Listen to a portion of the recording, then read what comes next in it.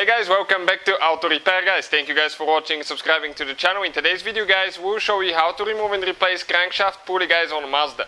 We'll be working here on a 2.3 engine guys, CX-7, Mazda CX-7, but Mazda Speed 3 uses the same engine as well.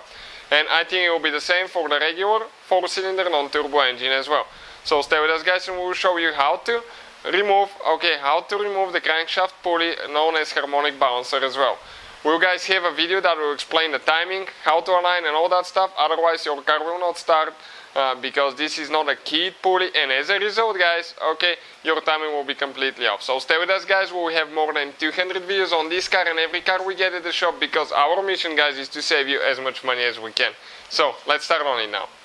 So now right here on the back side of the engine towards the you can see towards that CV axle there is one bolt guys, that we need to remove. Let me show you now on the engine that we have removed right here while we're removing that bolt. Where exactly that thing is. This is the spare engine guys. Looking at the engine block, this is your CV axle here on the back side right there. This is the engine block bolt that we need to remove, and this is for top dead center. This bolt right there guys, you can definitely see it. So we'll remove that bolt now. That's what we're doing. We'll just remove it by hand, and later we're going to go ahead and install this one. Now you will need to remove your crankshaft position sensor. It actually goes the other way. That is guys, it has only two bolts. We forgot to mention that. Two bolts that you need to remove and disconnect the wire. So once you remove that sensor, you need to go ahead and remove the bolts. So we just get it loose now, and later we're going to install that top dead center pin. What this pin does, you screw it in the engine in this hole, and when you turn the engine to hit top dead center, it's going to contact the pin guys. And this one will be top dead center. So now we need to screw that one in.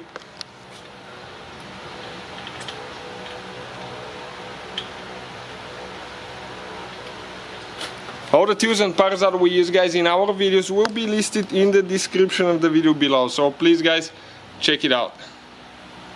Quite a few videos will be there on our channel, and each one of them we try to share all the tools and parts that we use, so make it more convenient for you if you need to replace something. We got this one tight. It's tight all the way in. We didn't even need to use a wrench. You gotta make sure that it's all the way in, and when we get now a 21mm socket or 13/16 standard socket works as well, we're going to turn it until we contact that top dead center pin.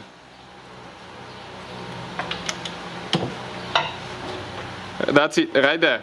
We cannot go more. This is top dead center. Let's remove that thing just to show you quick. Check out how the crankshaft pulley aligns. The holes align there. So now we'll need to remove the crankshaft pulley. We'll be using guys this DeWalt air compressor. Check it out guys, it's on our list in the description of the video below. It's really good guys, very little compressor, only 6 gallons, but it goes all the way to 165. So you can see 165, and we have it now set at 165, the pressure regulator.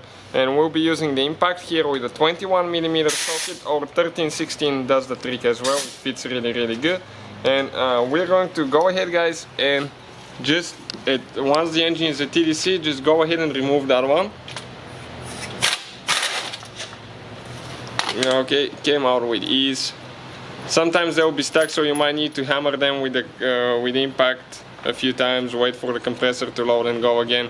Now this is not a keyed pulley, so you can see guys, it's very important how we install that later, because otherwise your car will not fire, because the crankshaft position sensor is reading off of that pulley, and as a result guys, your timing will be completely off. So that's how you guys remove the crankshaft pulley known as harmonic balancer. Putting it together is in reverse order. We took it apart, but here we'll need to use alignment bolt, and we'll have the torque specs and the aligning and all that stuff on the channel, so please check it out guys. Hopefully the video will be helpful to some of you trying to figure this thing out. Please subscribe to the channel for more videos, and see you guys next time.